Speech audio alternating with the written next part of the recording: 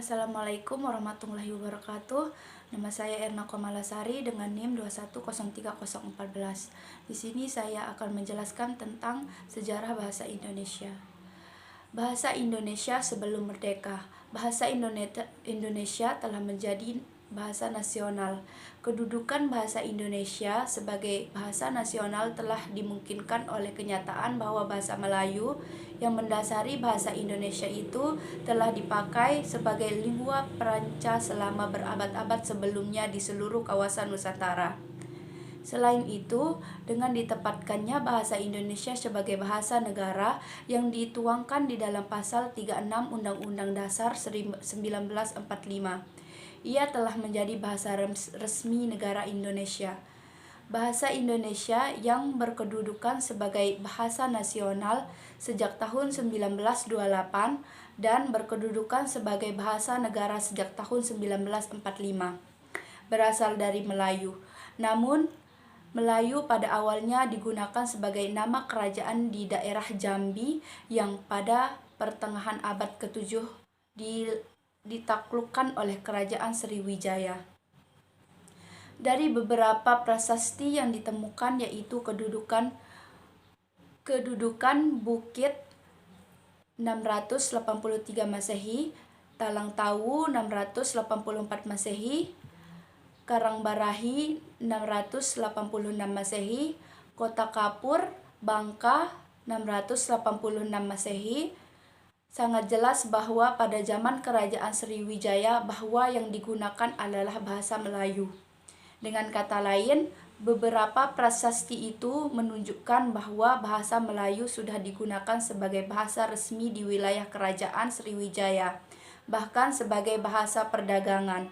Pada awal abad ke-15, kerajaan Malaka berkembang sangat pesat karena letak pelabuhan Malaka yang sangat strategis dan menguntungkan. Maka, pelabuhan Malaka menjadi pusat perdagangan dan pertemuan perdagangan dari Tiongkok, Gujarat, Jawa. Di Malaka terjadi jual beli barang-barang dengan yang dibawa oleh pedagang dari Tiongkok, Gujarat, India, Persia, dan Arab. Perkembangan Malaka sangat cepat membawa dampak positif bagi perkembangan bahasa Melayu. Bahasa Melayu digunakan sebagai bahasa perdagangan dan dalam menyiarkan agama Islam di Indonesia.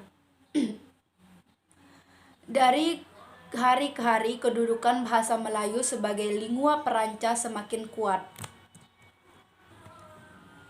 terutama dengan tumbuhnya rasa persatuan dan kebangsaan di kalangan pemuda pada awal abad ke-20.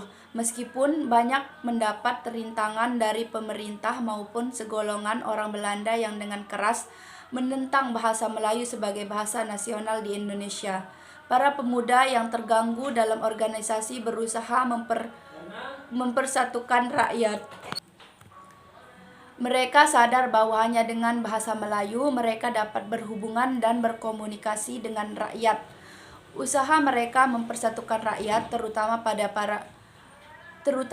para pemuda, memuncak pada Kongres Pemuda tanggal 28 Oktober 1928. Pada kongres itu, para pemuda dari berbagai organisasi berikrar berbangsa satu, bangsa Indonesia, berbahasa satu, bahasa Indonesia, bertanah air satu, tanah air Indonesia, dan menjunjung bahasa persatuan, bahasa Indonesia. Pernyataan yang diikrarkan tanggal 28 Oktober 1928 merupakan hari pengangkatan atau penobatan bahasa Indonesia sebagai bahasa persatuan atau bahasa nasional. Untuk meningkatkan kemampuan bahasa Indonesia sebagai bahasa nasional, maka pada tahun 1938 diadakan Kongres Bahasa Indonesia I di Solo. Kongres itu diikuti oleh cendekiawan dan budayawan Indonesia yang menghasilkan keputusan bahwa buku-buku tata bahasa yang ada belum bagus sesuai dengan tatanan bahasa dan perkembangan bahasa Indonesia. Oleh karena itu, perlu disusun lagi tata bahasa yang baru yang sesuai dengan perkembangan bahasa Indonesia. Bahasa Indonesia sesudah merdeka. Sobat Poltekkes, bahasa Indonesia lahir pada tanggal 28 Oktober 1928. Pada saat itu, para pemuda dari berbagai pelosok Nusantara berkumpul dan rapat. Para pemuda berikrar,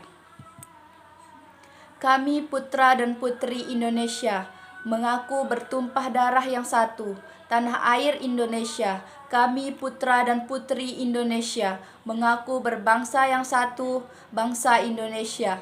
Kami putra dan putri Indonesia, mengaku menjunjung tinggi bahasa persatuan, bahasa Indonesia.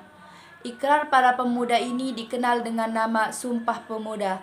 Unsur yang ketiga dari Sumpah Pemuda merupakan pernyataan tekad bahwa bahasa Indonesia merupakan bahasa persatuan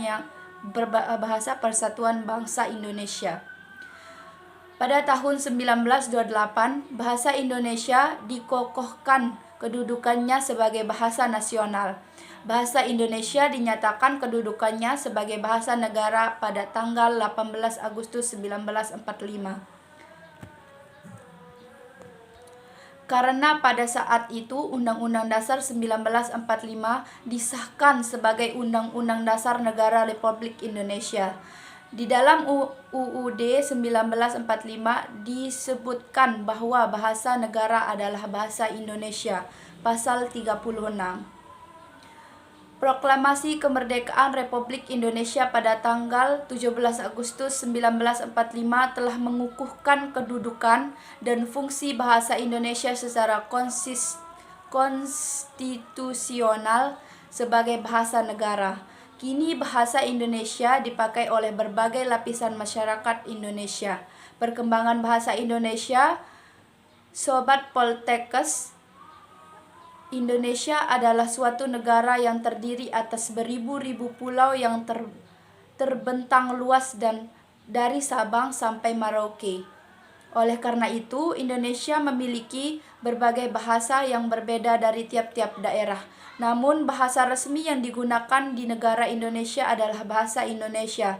Bahasa Indonesia adalah bahasa yang digunakan oleh warga negara Indonesia dan sebagai bahasa persatuan antar warga. Awal mula bahasa Indonesia adalah dari bahasa Melayu, namun semenjak Sumpah Pemuda yang dicanangkan pada tanggal 28 Oktober 1928, bahasa Melayu tidak lagi digunakan dan diganti dengan bahasa Indonesia. Berikut ini adalah peristiwa-peristiwa penting yang berkaitan dengan perkembangan bahasa Indonesia di zaman dahulu. Tahun 1908, pemerintah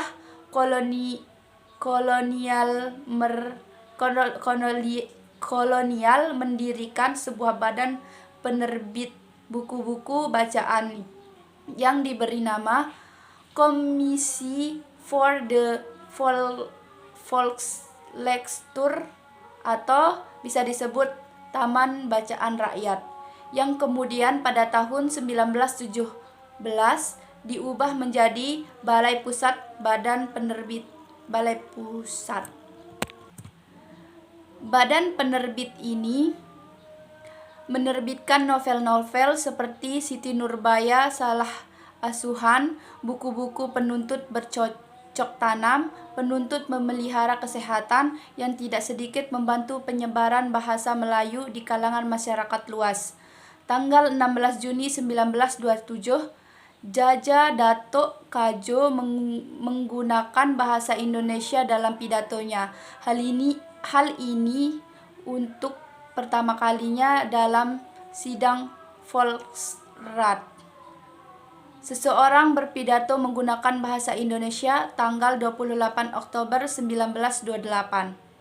Secara resmi Muhammad Yamin mengusulkan agar bahasa Melayu menjadi bahasa persatuan Indonesia. Tahun 1933 berdiri sebuah angkatan sastrawan muda yang menamakan dirinya sebagai pejuang baru yang dipimpin oleh Sultan Takdir Ali Syahbana. Tahun 1936, Sultan Takdir Ali Syahbana menyusun tata bahasa berupa bahasa Indonesia.